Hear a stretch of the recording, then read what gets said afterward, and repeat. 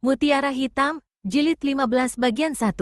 Kembali hening sesaat. Wajah Bou Le Kausu keruh sekali. Dia sudah menduga akan kekerasan hati orang muda ini, akan tetapi tidak mengharapkan jawaban ini. Apa untungnya kalau mereka ini mati? Ruginya jelas. Khitan akan memusuhinya, para pendekar akan memusuhinya, para pengemis baju butut akan memusuhinya. Tiba-tiba, keheningan dipecahkan suara Haulem. Hai, Bou Le Kausu. Aku kok tidak ditanya, apa aku bukan orang? Haulem berteriak-teriak. Akan tetapi, Bou Le Kausu tidak mempedulikan Haulem, sebaliknya berkata kepada Qiang Liong, suaranya penuh ancaman. Kau kira begitu enak hukumannya? Sebelum mati kalian harus menyaksikan dan menderita siksaan batin. Terlalu sayang kalau dua orang gadis jelita itu dibunuh begitu saja. Bou Le Kausu menoleh ke arah Butek Siulem dan berkata, kau memilih yang mana? Hehe. Biar hitam, mutiara namanya. Tetap cemerlang dan indah, tentu saja aku memilih dia. Baik, biar sang puteri untuk pincang. Nah, kau mulailah, seperti kita sudah setujui, kita harus berani melakukan di depan semua orang. Butek Siulem tertawa terkekeh-kekeh. Matanya memandang ke arah Kuilan, menjelajahi tubuh gadis itu dengan pandang mata lahap dan haus. Hei, dengar, kalian ini pimpinan orang-orang hesi-hesi ya. Kau, Bou Le Kausu, dan kalian, Butek Enjosian. Di mana kegagahan kalian? Menyebut tokoh-tokoh Kang Ou yang jempolan. Bou Le Kausu, orang seperti engkau ini mana patut membimbing bangsa hesi-hesia yang gagah perkasa? Karena disinggung kepemimpinannya, mau tidak mau Bou Le Kausu mengangkat muka memandang Haulem. Keningnya yang tebal berkerut.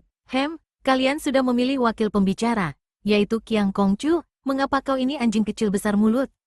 Siapa memilih? Bou Le Kausu, tampak sekarang kebodohanmu dan kecuranganmu. Memang yang lain di bawah ini sudah memilih Qiang Kongcu, akan tetapi, hayo telinga siapa yang tadi mendengar aku memilih? Aku belum memilih dan aku berhak untuk bicara. Bou Le Kausu tertegun. Betapapun gilanya, benar juga ucapan bocah itu, dan kalau ia melanggar, maka benar-benar tidak tepat dengan kedudukannya sebagai pemimpin besar bangsa hesi-hesia. Biarlah ia memberi kesempatan bicara bocah ini, apa bedanya? Kau bicaralah. Qiang Liong yang memandang muka Haulem melihat betapa sinar mata pemuda itu bersinar-sinar dan wajahnya berseri-seri. Bocah ini cerdik, pikirnya, agaknya hendak mengelabuhi Bou Le Kausu atau setidaknya mengulur waktu. Bou Le Kausu, aku tidak akan mendengar usul atau ancamanmu seperti yang kau kemukakan kepada teman-temanku yang lain. Sebaliknya, akulah yang mengajukan usul sebagai tantangan tanpa mengancam sepertimu. Aku akan mengajukan teka-teki hitungan dan bukan hanya engkau, bahkan Butek Enjosian boleh membantumu. Kalau di antara kalian ada yang sanggup menjawab tepat, aku akan membenturkan kepalaku pada dinding ini sampai kepalaku pecah. Dan kalau di antara kalian tidak ada yang dapat menjawab tepat, terserah mau diapakan tubuhku ini, masa bodoh. Bagaimana, sanggupkah kalian? Mendengar ucapan ini, bukan pihak Bou Le Kausu saja yang terheran, bahkan Qiang Liong dan teman-temannya juga menjadi heran. Gilakah pemuda itu? Agaknya karena digantung seperti itu sejak tadi, terlalu banyak darah mengalir ke kepalanya membuat kepalanya pening dan bicaranya melantur. Pertaruhan macam apa itu? Kalau terjawab, ia akan membunuh diri dan kalau tidak terjawab ia boleh diperlakukan apa saja, berarti tentu saja juga dibunuh. Mengapa tidak minta bebas kalau tidak terjawab? Bou Le Kausu yang terheran-heran tadinya tidak mau melayaninya lagi dan menganggap pemuda ini gila, akan tetapi Xiao Bin Lomo dan Butek Siulem tertarik. Pemuda itu aneh sekali dan gila, teka-teki macam apa yang akan dikemukakannya? Gila atau tidak, mereka menjadi tertarik untuk mendengarnya. Hahaha, Kausu, biarkan dia mengajukan teka-tekinya, kata Butek Siulem. Hehe, benar, Kausu. Dia toh takkan dapat melarikan diri terbang ke langit, kata Xiao Bin Lomo. Bou Le Kausu mengerutkan kening. Ia tidak mau dipermainkan bocah ini, dan ia curiga, takut kalau ditipu. Maka ia bertanya, bocah gila, kau ulangi syaratmu tadi agar kami dengar baik-baik. Bou Le Kausu, kau takut ditipu? Boleh saja asal jangan takut kalah karena hanya pengecut yang takut kalah. Dengar kalian semua, kalau teka-tekiku nanti terjawab, aku akan membenturkan kepalaku ke dinding sampai pecah. Kalau tidak, terserah kepadamu terhadap diriku. Baik, akan tetapi untuk membenturkan kepala ke dinding tak mungkin dilakukan dalam keadaan itu. Turunlah, Tangan Bo Le Kausu bergerak, serangkum tenaga dahsyat menyambar ke atas rantai yang menggantung tubuh Hao Lem dan rantai pada kakinya itu terlepas dari langit-langit dan tubuh pemuda itu jatuh ke bawah dengan kepala lebih dulu. Akan tetapi, dengan gerakan pinggangnya, tubuh Hao Lem berjungkir balik dan ia jatuh ke lantai dengan kaki dulu sehingga berdiri tegak, akan tetapi kaki tangannya masih terbelenggu. Semua orang kagum, karena tanpa ilmu ginkang yang tinggi, tak mungkin dapat berjungkir balik dalam keadaan kaki tangan terbelenggu seperti itu. Berandal, apa kau gila? Kalah menang kau tetap mati, seru Qilan yang tidak dapat menahan ketegangan hatinya. Hao Lem tertawa, hahaha, Mutiara, apa artinya mati? Yang penting dalam saat terakhir ini, aku menikmati kemenangan kalau teka-tekiku tak tertebak. Hendak kulihat, apakah Bo Le Kausu yang sudah dikalahkan masih ada muka untuk mengangkat diri menjadi calon raja, dan 5 butek Enjiosian ini masih ada muka untuk menjagoi dunia Kang Ou. Bo Le Kausu mendongkol dan diam-diam di dalam hatinya ia mengumpat. Kau tunggu saja bocah, kematianmu akan menjadi kematian yang paling sengsara. Tak perlu banyak cerewet, lekas majukan teka-teki gilamu, bentaknya. Di antara mereka semua, hanya Qiang Liong yang benar-benar menjadi tegang hatinya. Tegang sekali karena kini ia mengenal siasat yang dilakukan Hao Lem. Bocah jenaka yang ia tahu kegilaan terhadap mutiara hitam dan oleh mutiara hitam disebut berandal ini jelas menggunakan akal mengulur waktu. Tadi keadaan mutiara hitam terancam bahaya mengerikan di tangan butek Siu Lem tanpa mereka dapat menolong. Kini, karena tingkah Hao Lem, hukuman itu otomatis menjadi mundur dan tentu dalam siasat mengulur waktu ini, si berandal sudah mendapatkan akal lain lagi yang belum ia ketahui apa dan bagaimana. Dalam keadaan terbelenggu, Hao Lem berdiri tegak, kaku dan mengangkat mukanya, membusungkan dadanya. Guruku adalah seorang manusia dewa yang sakti tiada bandingan. Tidak perlu yang budiman Bu Kesiansu datang ke sini, baru guruku saja, kalian akan dibikin kocar-kacir. Siapa gurumu, bocah sombong?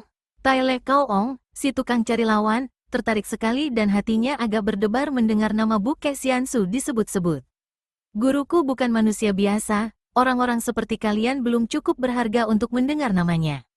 Bocah gila, lekas ceritakan teka-tekimu, tentang gurumu setan atau iblis kami tidak perlu tahu. Qiang Liong tidak heran mendengar pemuda ini menyebut-nyebut nama Bu Kesiansu, ini adalah siasat untuk membikin gentar lawan, pikirnya. Tapi apa gunanya siasat seperti itu?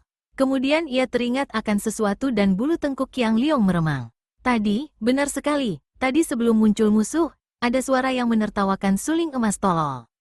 Suara siapakah itu? Ia mendengar dari gurunya bahwa kakek sakti yang bernama Butek Lojin adalah seorang kakek yang edan-edanan, seperti watak Hao Lem ini. Mungkinkah suara tadi suara Butek Lojin? Timbul harapan di hatinya dan ia mulai mengerti mengapa Hao Lem menggunakan siasat mengulur waktu. Agaknya dia menanti pertolongan gurunya.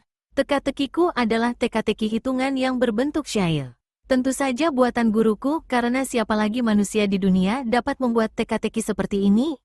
Di dalam syair ini terdapat angka-angka terpendam dan kalian boleh menebak berenam. Beginilah syairnya. Hao Lem lalu bernyanyi dengan suaranya yang nyaring dan cukup merdu, sambil menggoyang-goyang tubuhnya yang terikat seperti gerak tari mengikuti irama lagu nyanyiannya. Terang bulan memancing kura, air jernih laksana cermin. 5 ekor yang satu emas, berapakah jumlah terbilang?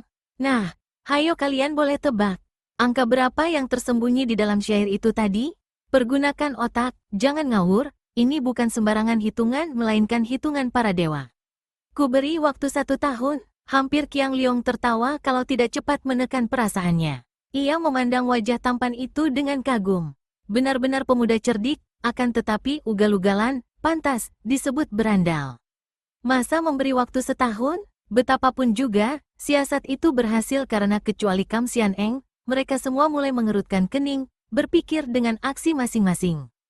Kam Sian Eng hanya berdiri tak bergerak, kadang-kadang memandang ke arah Qilan, kadang-kadang termenung, tarikan wajahnya tersembunyi di belakang kerudung hitam.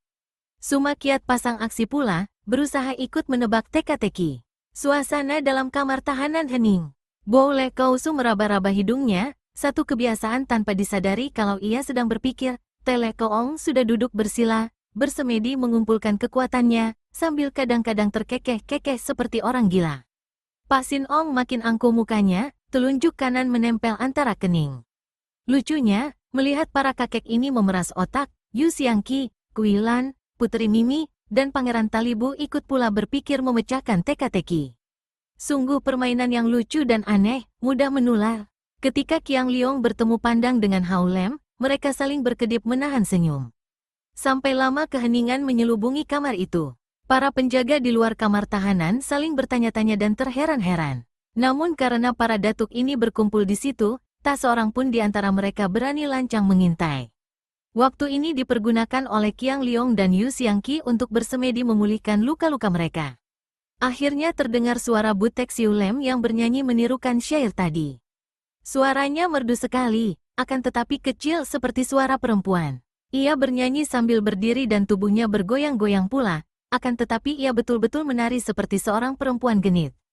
Selesai bernyanyi, ia berkata, "Hehehe, sudah terdapat olehku jawabannya."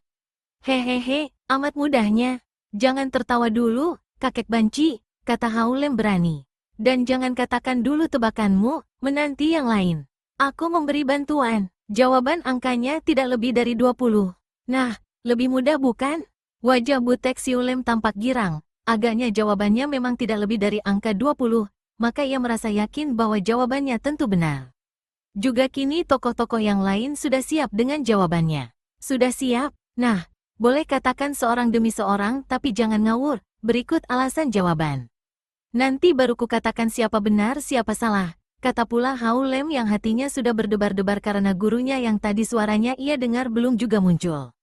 Ia harus mencari akal lain dan otaknya yang cerdik sudah memikir-mikir mencari siasat yang lebih berhasil. Ketika melihat betapa tadi wanita berkerudung yang kini ia tahu adalah Xian Toanio dan Guru Kui Lan berdiri tak acuh akan tetapi seringkali mencuri pandang ke arah muridnya, ia sudah merencanakan akalnya sebagai lanjutan daripada akal teka-tekinya. Keadaan kembali tegang, bahkan para tawanan juga ikut memperhatikan apa dan berapa gerangan jawaban pihak musuh, apakah sama dengan tebakan mereka? Butek Siu Lem yang sudah tidak sabar mulai dengan jawabannya. "Hai hik, orang muda yang lucu. Kalau kau tidak menjadi musuh Kausu, aku akan senang sekali tidur satu kamar bersamamu mendengar syair-syair dan teka-tekimu yang lain." "Syairmu tadi mudah saja." Jawabannya adalah angka 7. "Betul tidak?" Hao Lan tersenyum. "Betul atau tidaknya nanti ku beritahu. Yang penting apa yang kau jadikan dasar tebakanmu, supaya diberitahu." "Hai hik. Hehe, bocah nakal. Kau ingin membikin bingung kami dengan syair itu?" "Hai hik, Butek Siu Lem tak mungkin bingung oleh itu. Yang pokok dan penting dalam syairmu hanyalah bulan dan kura-kura. Waktu itu terang bulan, tentu bulan purnama dan air jernih, berarti bulan terbayang di air, jadi ada 2 buah bulan, bukankah sudah jelas bilangannya? Bulan, bayangannya, dan kura jumlahnya 7. Nah, angka yang tersembunyi 7. Hao Lem hanya tersenyum lebar, lalu menoleh kepada yang lain, sikapnya menantang.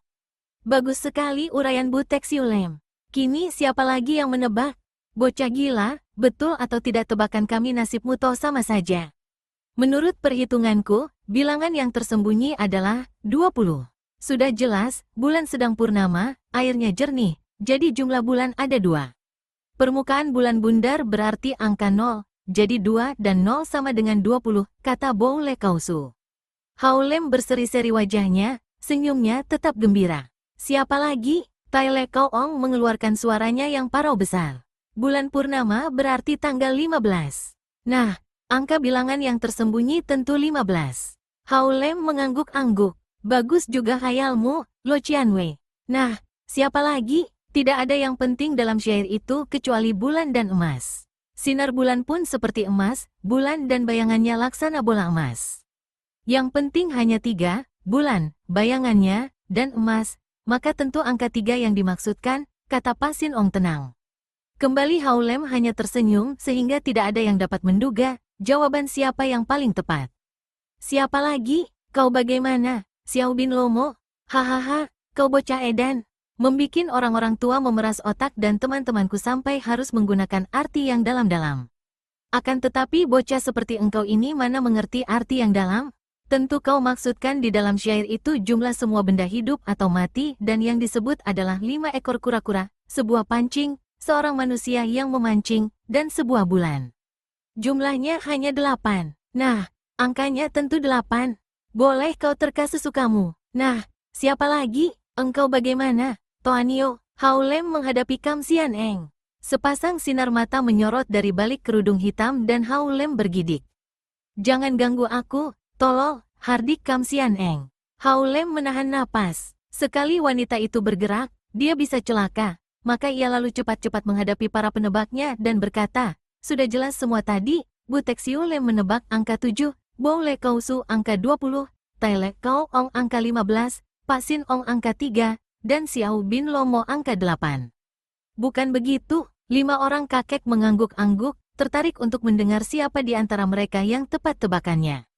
Ketahuilah, biarpun kalian mengaku kakek-kakek yang pandai, akan tetapi ternyata tebakan kalian ngawur tidak karuan, tidak ada seorang pun yang benar. Mau tahu jawabannya yang betul? Nah, jawabannya adalah angka 4. Hening sejenak, Bow Le Kausu cemberut, semua mengerutkan kening, menghitung-hitung kembali. Kenapa 4? Akhirnya Butek Siulem bertanya. Kalian yang bodoh, kecuali Sian Toanio yang tentu saja sudah mengerti maka tidak mau menjawab.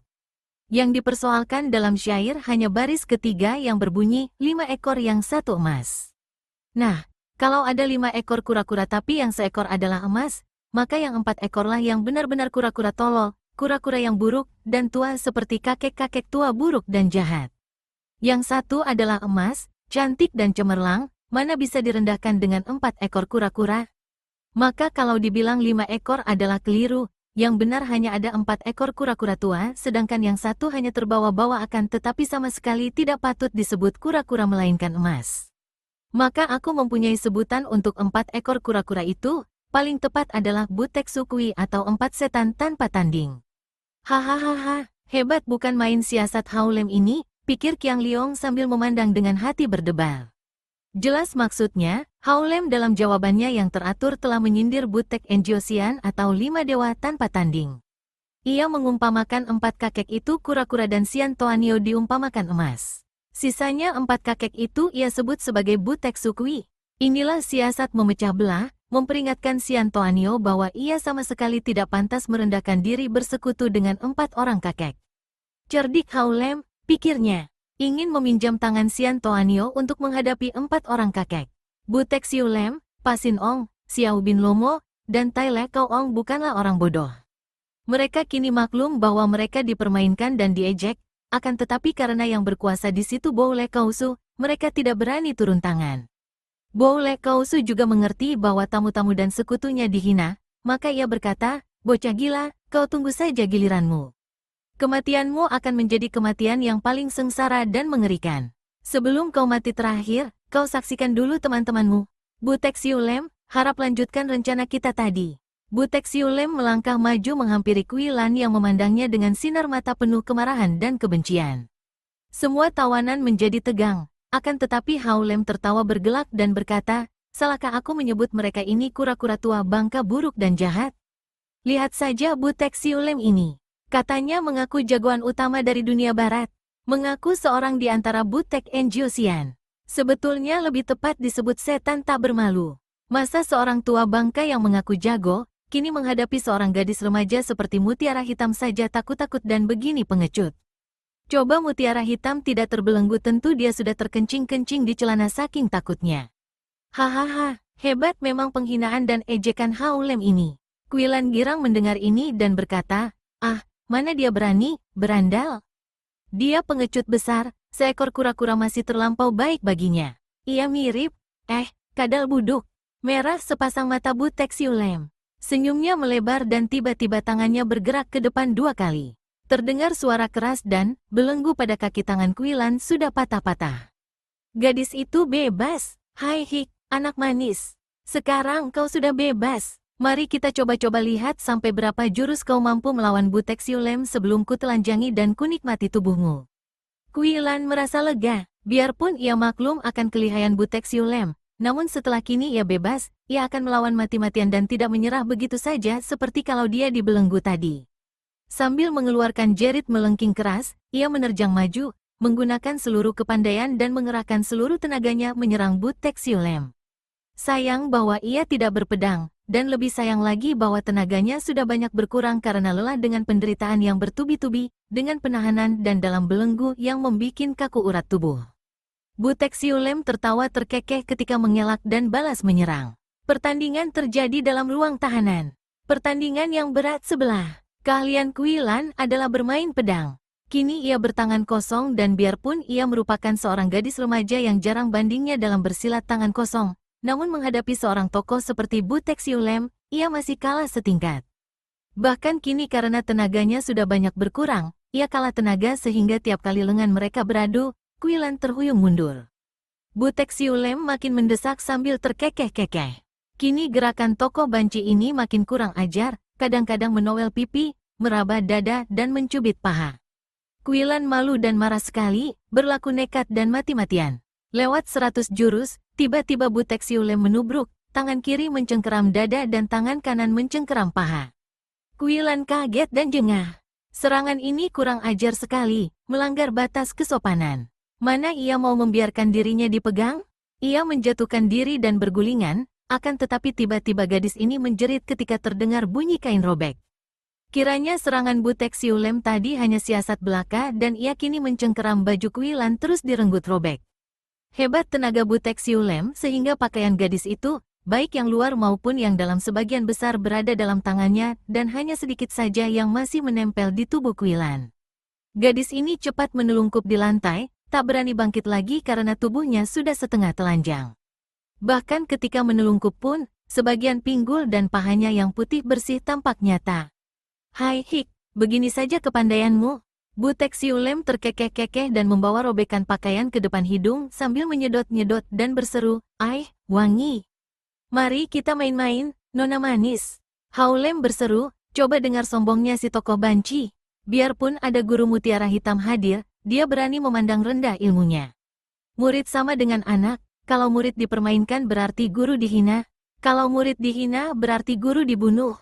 Di depan Xian Toanyo si banci menjemukan ini berani bermain gila. Sungguh tak tahu diri. Ketika itu Butexiulem sudah melangkah maju hendak memaksa Kuilan membalikkan tubuh, hendak melakukan penghinaan seperti direncanakan Bou Le Kausu untuk menundukkan Pangeran Talibu, Qiang Liong, dan Yu Xiangqi. Tak seorang pun tahu kecuali Haulem dan Qiang Liong betapa wajah di balik kerudung hitam itu mengeluarkan napas yang membuat kerudung bergerak-gerak, betapa pandang mata dari balik kerudung seperti dua titik api membakar. Ketika Haulem mengeluarkan kata-kata yang bagaikan minyak menyiram api, terdengar lengking mengerikan dan tubuh Kam Xian Eng sudah berkelebat maju. Tangannya yang kanan mencengkeram pundak Butexiulem sedangkan tangan kiri melemparkan jubahnya yang tepat menyelimuti tubuh Kuilan. Butexiulem mengeluh dan tubuhnya terlempar membentur dinding. Cengkeraman tadi bukan sembarang cengkeraman, melainkan cengkeraman dengan jari-jari beracun yang sudah menembus baju dan kulit pundak Butexiulem. Wajah si banci menjadi pucat ketika ia melompat bangun. Jelas ia kesakitan bercampur marah dan keluarlah senjata guntingnya dan jarum di ujung benang. Ia memekik dan menerjang maju. Namun tangan kiri Kam Xian Eng bergerak dan sinar hitam menyambar ke depan. Itulah jarum-jarum hitam yang sebetulnya adalah warna merah yang amat tua sehingga kalau disambitkan sinarnya menjadi hitam. 13 batang jarum menyambar ke 13 jalan darah di tubuh Butexiulem. Sinar ini mendatangkan suara berciutan mengerikan. Namanya Angsin Ciam atau jarum sakti merah dan jarang ada lawan dapat menyelamatkan diri terhadap serangan jarum-jarum ini. Dilepas dari jarak dekat, cepatnya seperti kilat menyambar, sasarannya 13 jalan darah di sebelah depan tubuh. Suaranya mengerikan dan racunnya sedemikian hebat sehingga jangankan terluka, baru tergores sedikit saja sudah mendatangkan maut. Jarum-jarum hijau milik Kuilan kalau dibandingkan dengan jarum-jarum merah milik gurunya ini masih belum apa-apa. Baru Angsin Ciam sudah begini hebat, belum lagi Peksin Ciam atau jarum sakti putih. Jarum-jarum ini tidak mengeluarkan suara, hampir tak tampak sinarnya akan tetapi racunnya lebih gila lagi, tersentuh kulit orang bisa menimbulkan maut. Racunnya terdapat dari kerangka-kerangka manusia di bawah tanah. Butexiulem memang lihai sekali, tetapi ia tetap saja kaget dan repot menyelamatkan diri dari sambaran sinar hitam jarum-jarum itu.